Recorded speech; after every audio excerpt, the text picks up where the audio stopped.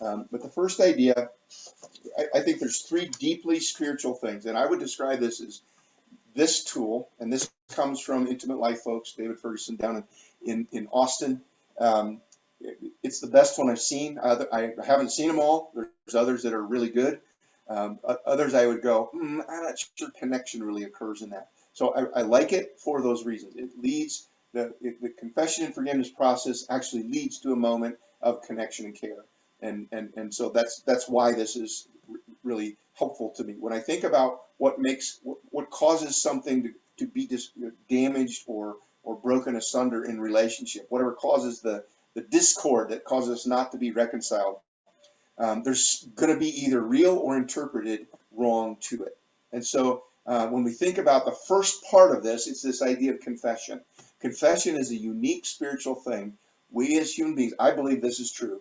You can wrestle this through, but confession, when we say I was wrong or it was wrong, we are offering a judgment on our behavior or our actions or our speech or something. We're saying, declaring something wrong, and we're going to confess it was wrong. And this proverb 28:13, I think, really sets up a spiritual truth as human beings. Whoever conceals his transgressions will not prosper. If we're people who won't admit our wrongness, then somehow, and we won't acknowledge it, somehow that's going to keep us from prospering. But he who confesses and forsakes them will obtain mercy. Now, I believe the first meaning of this is before God, for sure.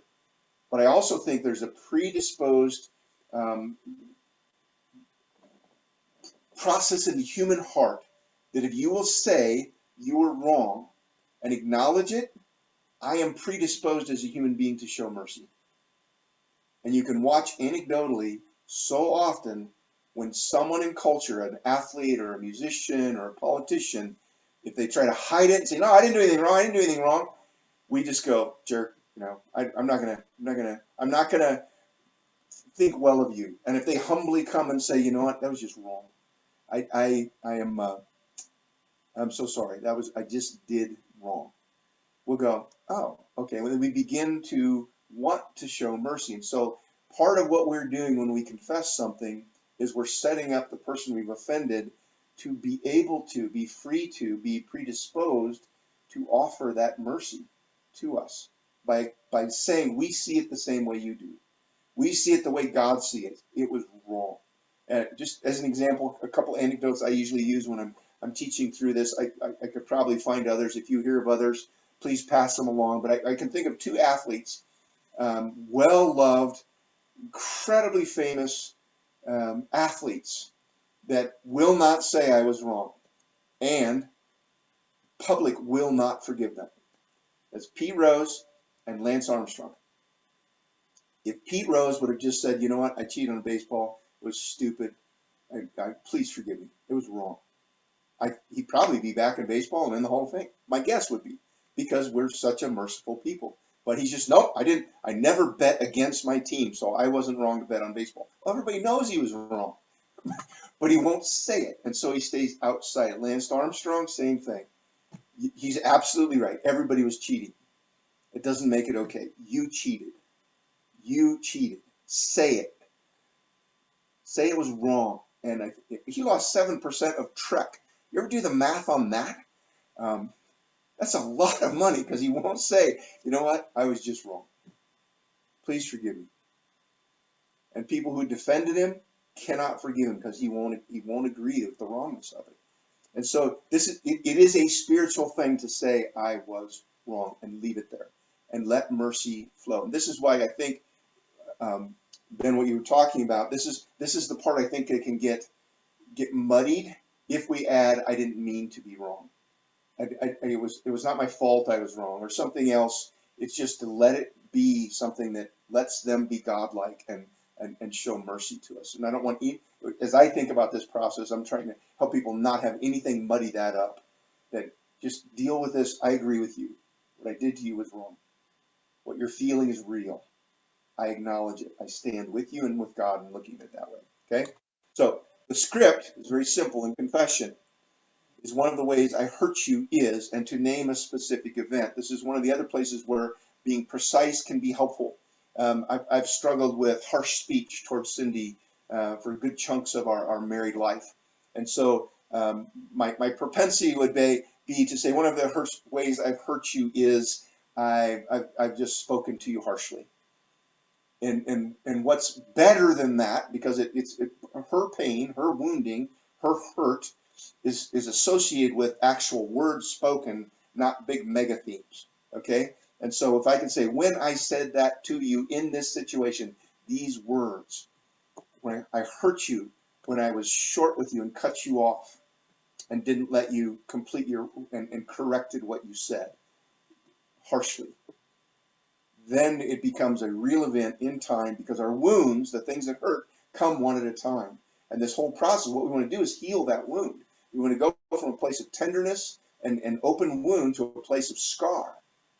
That's what we're trying to accomplish here. And so any tool we can use to help that healing occur is going to be, we interpret things, we take those hurts, and then we begin to cope. We begin to adapt to who we're living with and what they're saying is important, and how they're treating us. What they're saying was important by their actions.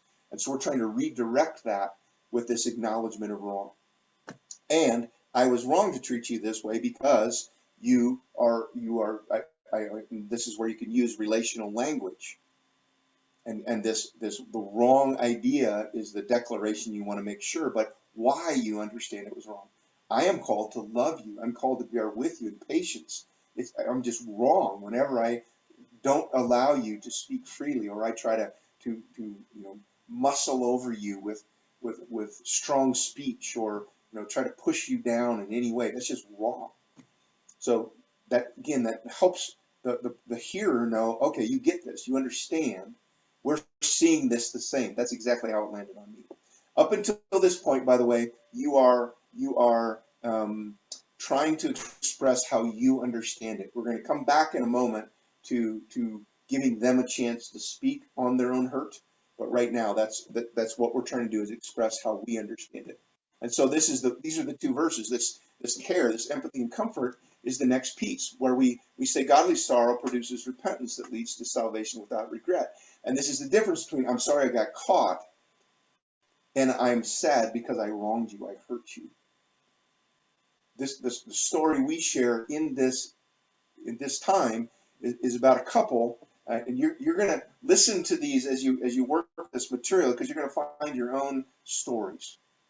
But basically, there's a wonderful leader couple that attended one of our 4-week classes, and we're sitting in the all-day event, and just dear couple. The wife was very intuitive, very very soft to things that were relational, and the husband was a strong leader, dear guy, but harder to have a sense of what's hurtful and what wasn't. He grew up in a family where teasing, kind of poking fun was just it was probably an expression of affection, but it was just like, kind of the put down, that kind of dinging each other with little comments was a way to express love. And for 17 years they'd been married, she would say, please don't do that. That hurts. I don't like it.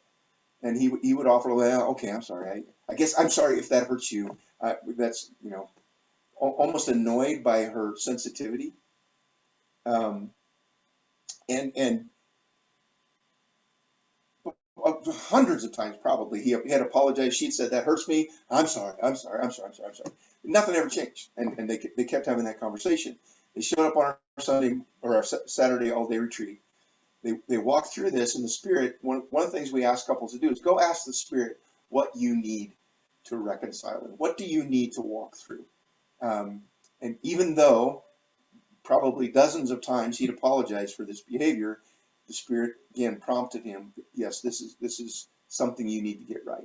So he walked back through it, used the script, and after it was done, we come back in, and the way we do it after people practice it a little bit, we try to learn and communicate, say, how did that go? What was hard? What was good? Let's kind of discuss your experience after people have practiced. And this guy, again, he's brilliant, talented, mature guy. He's just an all-star dude. He comes in and he starts telling his story. He goes, you know what? Well, first of all, for the first time in 17 years, I really, really cried, and I finally understood um, what what's going on in this habit. And he expressed, here's what I apologized for, and this is our history, this is our story. And then he said these words, and this kind of speaks back to this 2 Corinthians 7. And this is why I believe this verse is so powerful in this tool and helps lead us to different behavior, to repentance. He said, you know what? I don't know. I can't promise my bride that I will not tease her again. But I can promise her I will never do it and not understand how much it hurts her. That is clear to me now. I have associated with her pain. I have felt her pain. So I shared that story for 5 years. 5 years later, they come back through the class. I don't know if their small group was doing it or whatever. And I said, hey guys, I share your story. I don't even use your names, but I share your story. Is that okay? Are you comfortable with hearing that? And he goes, absolutely. They both did. They're both standing there. Absolutely. And you know what? 5 years, never teased her again. Never teased her again. It's kind of repentance. It's kind of what we want to try to walk through. When I understand my behavior hurts you and I can associate with that, you can actually heal when I offer comfort for that. But I see it the way you see it, and I experience it the way you experience it. That empathy is so important, and that's where we live out that Romans 12:15. By the way, that's why that's so significant to our why we teach that first and why we put it in the center. It's in the middle of everything. That capacity to feel with, to respond, to meet emotion with emotion. Okay, so so you must have felt. This is where we go, and this is your best understanding. And try to grieve with. You must have felt really belittled or misunderstood, or I might say with Cindy, disrespected, or like I don't value you, or that you don't have place, or you felt like I was lording it over you. You must have felt all kinds of things. And I feel, and you offer that comfort. And I feel horrible, sorrowful, brokenhearted. And this has been where I would potentially plug in that idea of, I want you to know, my heart's desire is to do good to you, and I didn't. I failed you, and it makes me feel awful that I would hurt you in that way, or I would, whatever the offense might be. So we can reassure them of our desire without letting ourselves off the hook. That we see it, we understand we failed to do that well. Okay? After we walk through our best understanding, then this is a follow-up piece. We really encourage. I want to understand the inner ways that this event, this situation hurt you. Is there anything else you want to tell me about how I hurt you by doing that thing? Now, so as the one who is confessing, listen and receive whatever is shared with you, and then go back through the comfort and empathy and comfort situation.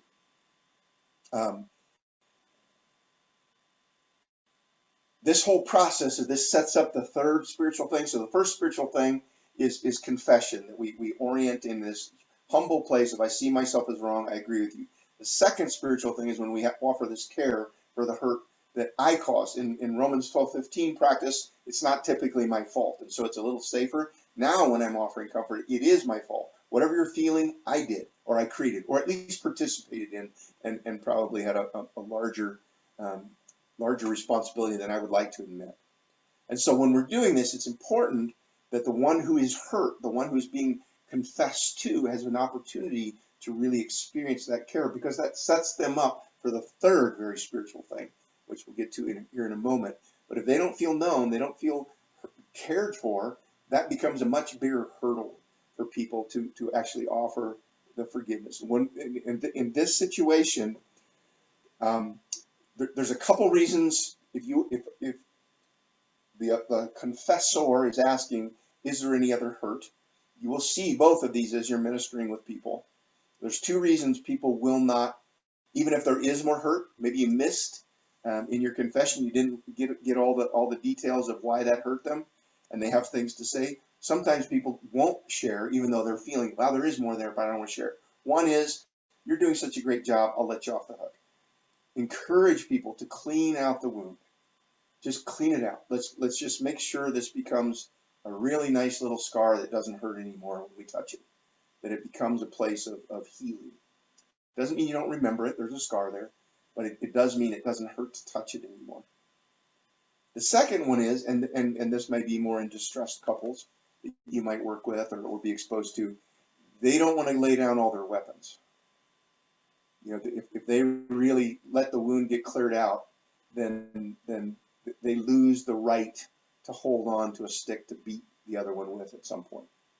And so to really encourage people to let that wound get cleaned out and to lay down those reasons that you might have by letting the person minister to that. So the last phase of this is it is a very godlike, deeply spiritual thing when they say, can you, will you, please forgive me? And this is when the listener, the one who's being confessed to, has to pause a moment and go, okay, can I lay this down? Can I release the debt? And the more I'm in agreement with, I've been encouraged by the agreement that this was wrong. Now I'm predisposed to be merciful, like God. This is the God-like thing we do in reconciliation. I've been cared for. I've been understood. There's no reason I need to hold on to this, and then to really acknowledge I'm doing, I'm obeying, but I'm also bearing the image of God by being a grace giver and releasing the debt and really laying that right to hold accountable down. So that's the completion of it. We always encourage couples to do all of these as they're looking at each other, trying to maintain physical proximity and relational contact. But that's the basic skill of how to walk through this. Again, three deeply, I believe, deeply spiritual things that will help really aid reconciliation, and not just, that was wrong, I see it, please forgive me, but to really, in the middle, create this place of connection and care. And what we've seen, what we've experienced, is a really profound healing. And so often you go, oh, it'll take time. Our experience has been, it doesn't take much time if people walk through this well. There's a deep healing and reconciliation is very, very quick. Now, that's not always true, but that's common. That's a common outcome, even in deep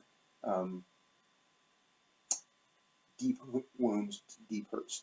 So one of the things we learned from intimate life that was really helpful, we went down for an intensive in Austin, is we really encourage people to not make the list of how you've hurt me, but to really seek the Spirit as a matter of our normal pattern, rhythm of life.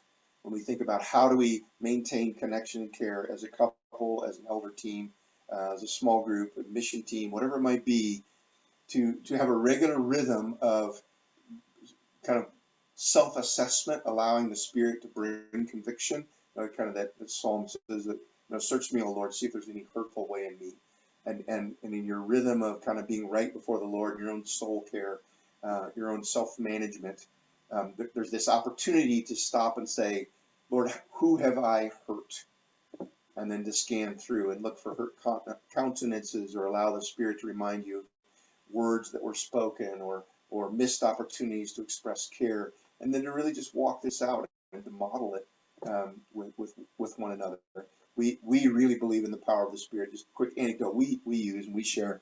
When we went down to Austin, our instructions were we had 4 hours one afternoon, we had the evening free, and then we were coming back for 4 more hours the next day.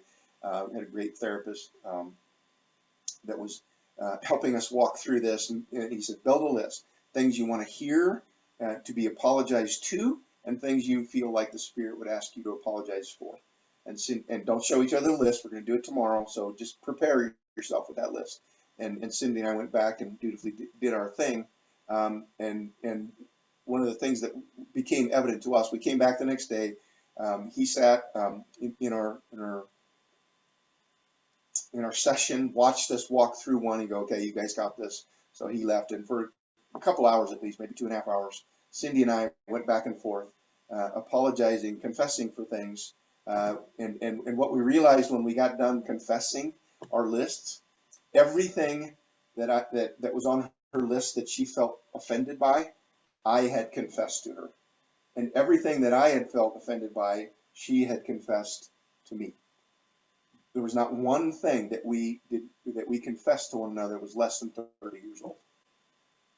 They were all 30-year-old wounds, and the Spirit knew this all needed to be cleaned up. There were wounds, and so we have a great confidence. But as you're working with couples, they'll say, "Well, what if I wait and I never hear, and I'm deeply hurt by something that's happened?" Then that's where we would use assertiveness.